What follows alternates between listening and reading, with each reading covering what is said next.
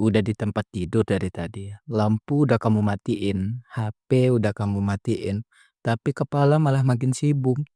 Sibuknya mikirin kejadian tadi siang. Terus keingat hal-hal lain, lama-lama mikir hidupmu kayak salah semua. Yang awalnya cuma, "Eh, aku terlalu blak-blakan nggak ya ngomongnya tadi?" Eh, ujung-ujungnya jadi, "Aku tuh emang nyusahin orang ya?" Capek loh, mikir kayak gitu capek. Tapi tenang, kamu nggak sendirian kok. Nih kenalin, ini Dita. Beberapa waktu lalu dia pindah ke kantor baru. Di hari pertama dia kerja, dia salah kirim file laporan ke atasannya.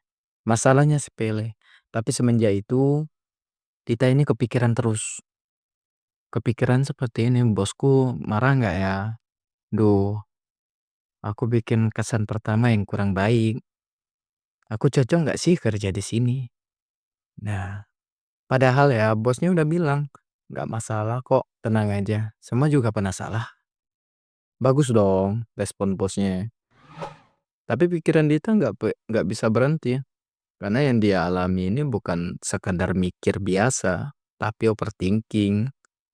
Nah, kalau kita lihat dari sisi psikologinya, overthinking itu bukan sekedar kebanyakan pikiran ya, tapi lebih ke arah pikiran yang terus muter tanpa ujung dan nggak berujung ke solusi apapun. Itu makna dari overthinking loh. Pernah nggak kamu seperti ini? Mengingat hal yang udah lewat.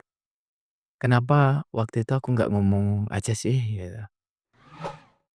Terus khawatir berlebihan soal masa depan. Gimana ya kalau nanti aku gagal? Nah, yang bikin makin rumit itu bagian otak kita.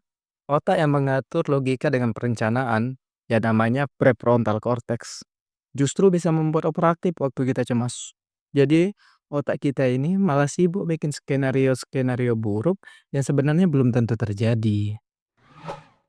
Dampaknya apa? Dampaknya capek secara mental, sulit fokus, dan kalau dibiarkan bisa berkembang menjadi gangguan kecemasan bahkan depresi ringan. Nah, kabar baiknya di sini, overthinking itu bisa dilatih biar tidak mendominasi di hidup kita. Hal yang bisa kamu lakukan, satu, sadar saat pikiran kamu mulai liar. Sering kali nih ya, kita nggak sadar kalau udah muter-muter mikirin sesuatu, nggak mikirin sesuatu yang nggak penting. Jadi langkah pertama, kenali saat itu terjadi. Yang kedua, tulis isi pikiran kamu. Daripada diputar di kepala terus-terusan, lebih baik dikeluarin. Dikeluarin lewat tulisan. Setelah itu tanyakan ke diri kita sendiri. Hal ini bisa aku ubah nggak ya? Kalau enggak, ya udah, lepasin. Ngapain kamu pikirkan? Begitu. Habis itu apa yang kamu lakukan? Lakukan gerakan badan. Aktivitas ringan seperti jalan kaki, stretching, atau beres-beres rumah itu bisa membantu mereset pikiran kita yang lagi banyak pikiran ini.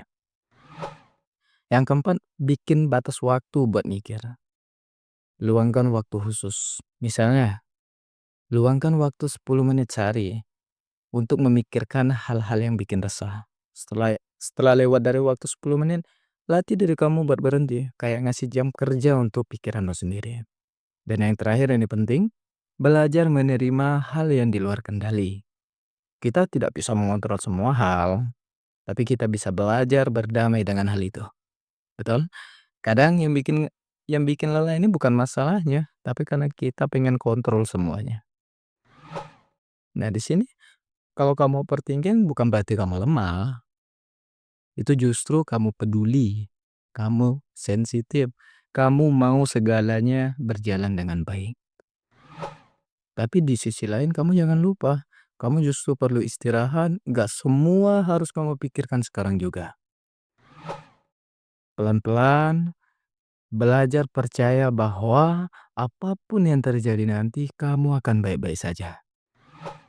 Karena kamu sedang tumbuh, kamu sedang belajar, dan itu udah cukup luar biasa. Kalau kamu capek mikir terus, coba tarik napas. Coba tarik napas dan bisikkan ke diri sendiri. Aku berhak tenang, semuanya akan baik-baik saja.